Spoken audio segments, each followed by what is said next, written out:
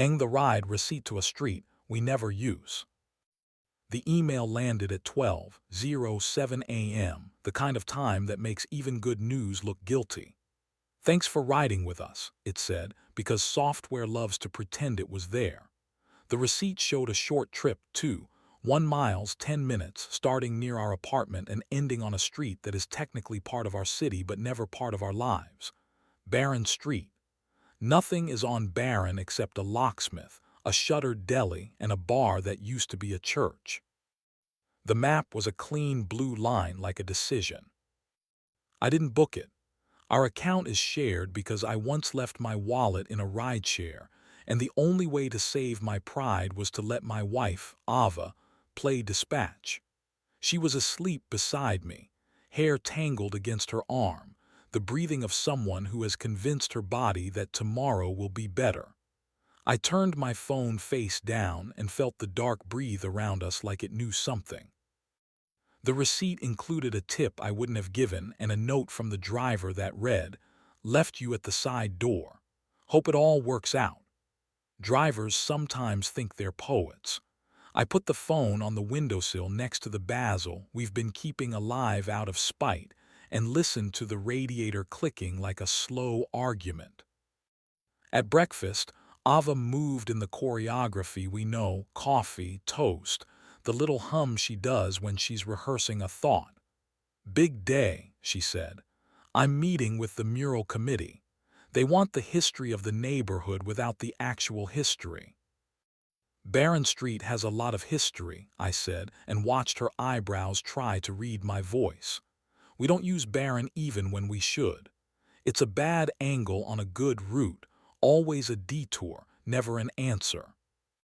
She buttered the toast carefully, a woman trying not to tear anything else. "Why do you say that?" "Our account thanked me for a ride," I said, aiming for honest without theater.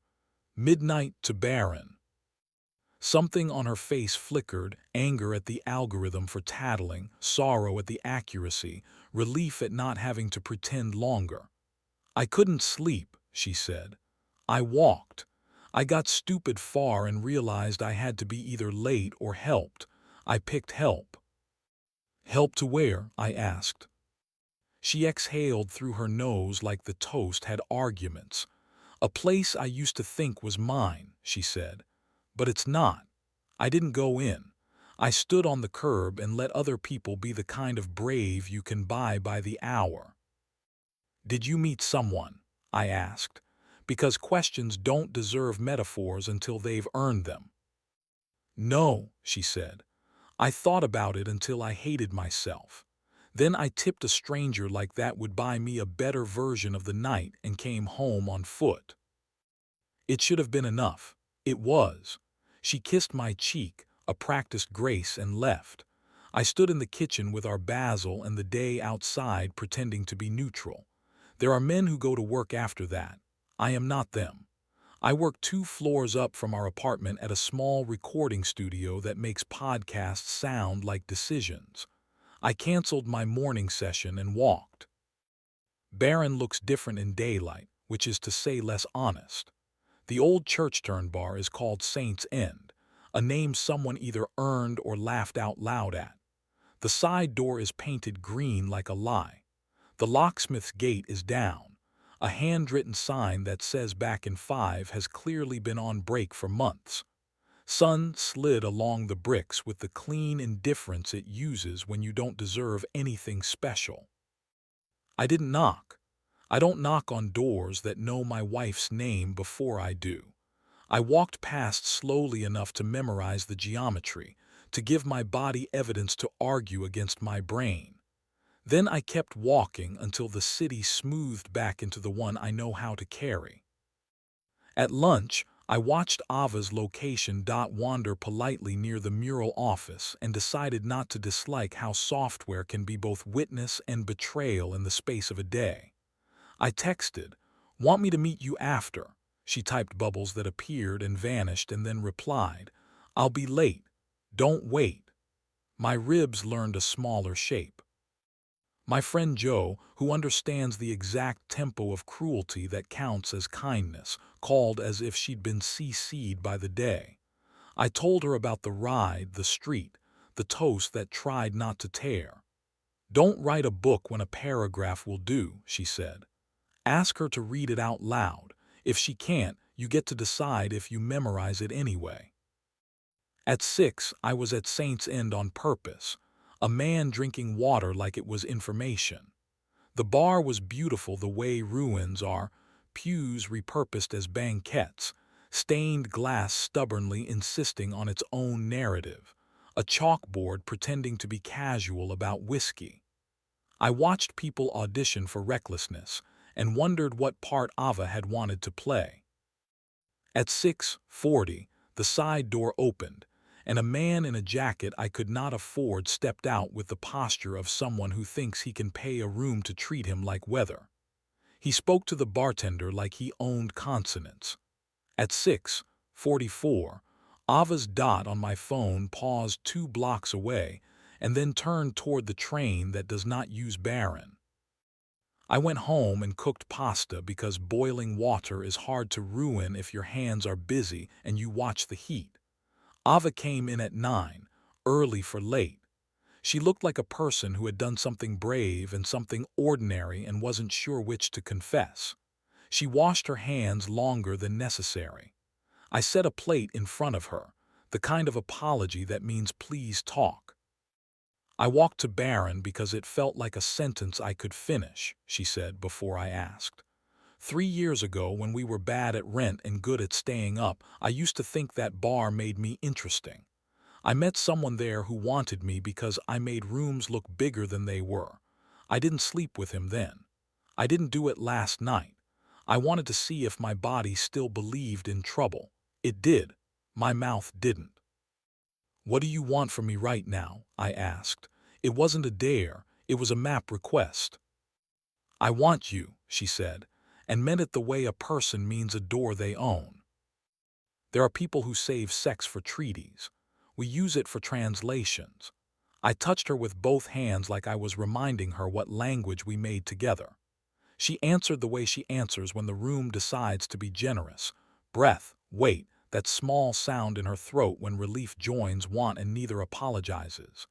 We moved with care and then with the kind of impatience you only get to have if you've earned it over years of not breaking what holds you. When she said my name, it wasn't a test. It was an address. We stopped before the part where stopping would be a lie. We breathed on the same pillow until we could hear the radiator again. In the morning, we were still honest and still married. She sent a message to Saint's End that I watched her type because we are the kind of people who believe transparency is better than theater. It said, "Please remove my number from your list. Please don't comp me anything ever." She forwarded me the confirmation like a receipt for groceries. Mundane, necessary. For a week, our house learned a new rhythm. We made a rule the way people make new rooms. Nothing with a side door gets to keep its mystery. If one of us needs to go stand somewhere we shouldn't, we tell the other, and the other gets to decide whether to come or to text every 15 minutes until the night behaves.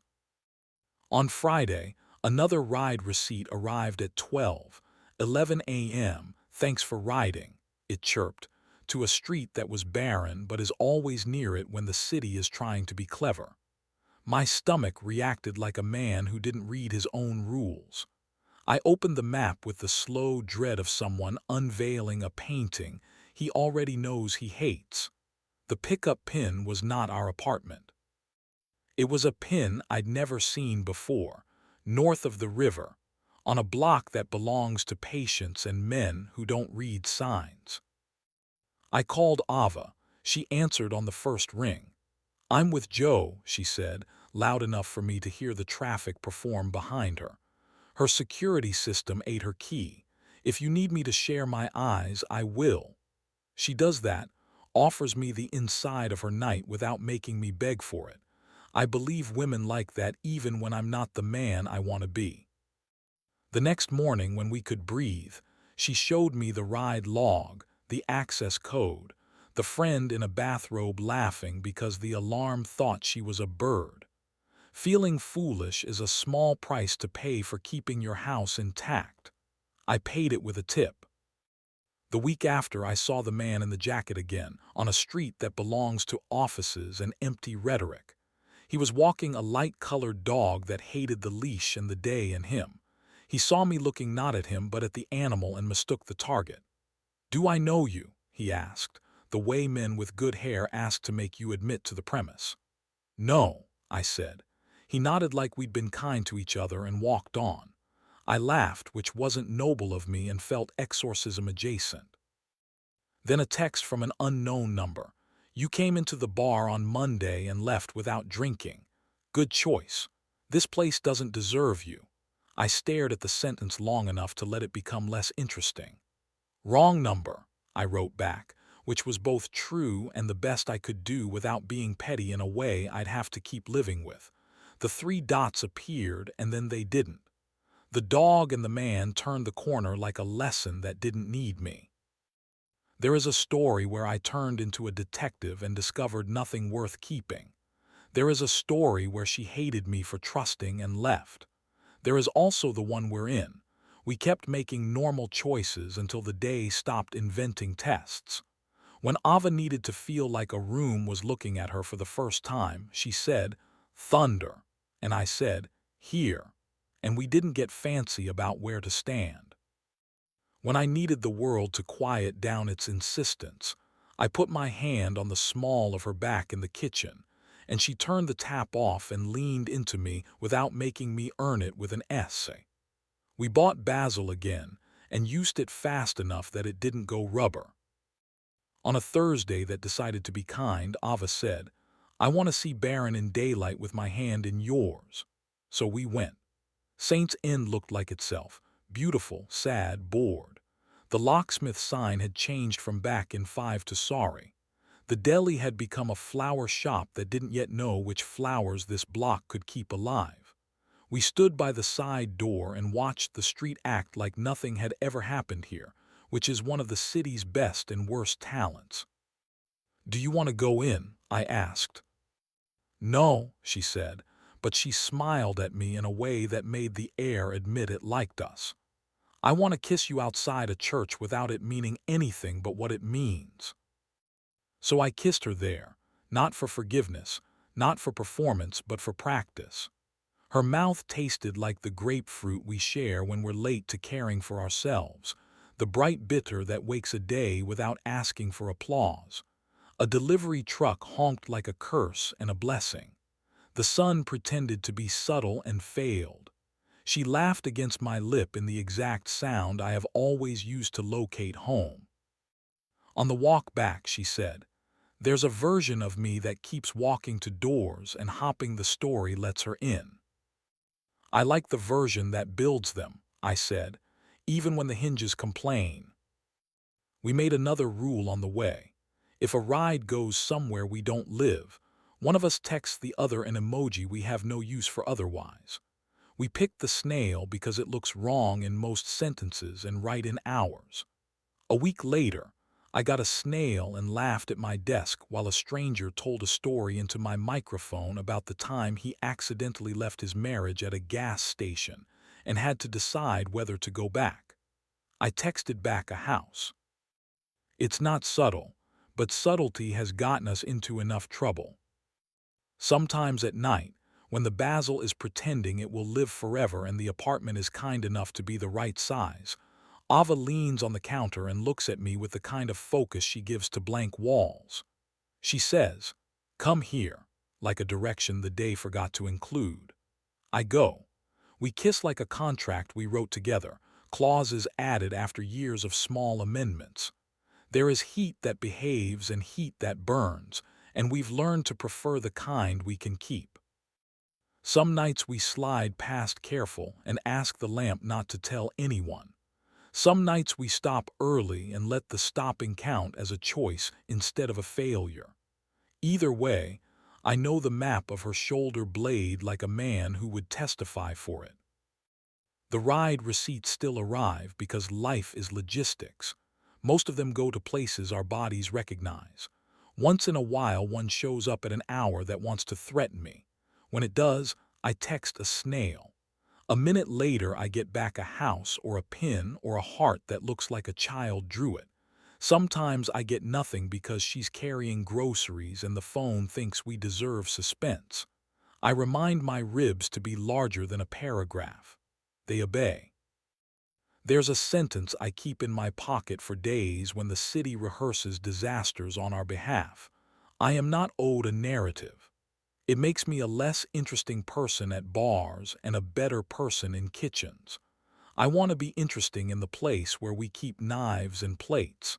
I want our basil to die because we used it and not because we forgot it. I want software to keep trying to be helpful while we do the harder thing.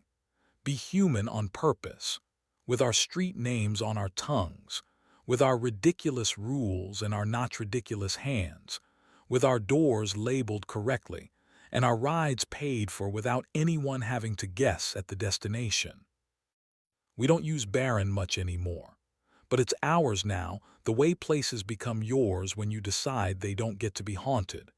When we pass it on the way to somewhere better, Ava squeezes my fingers twice, a code that, in our house, means yes. I squeeze back once, which means here.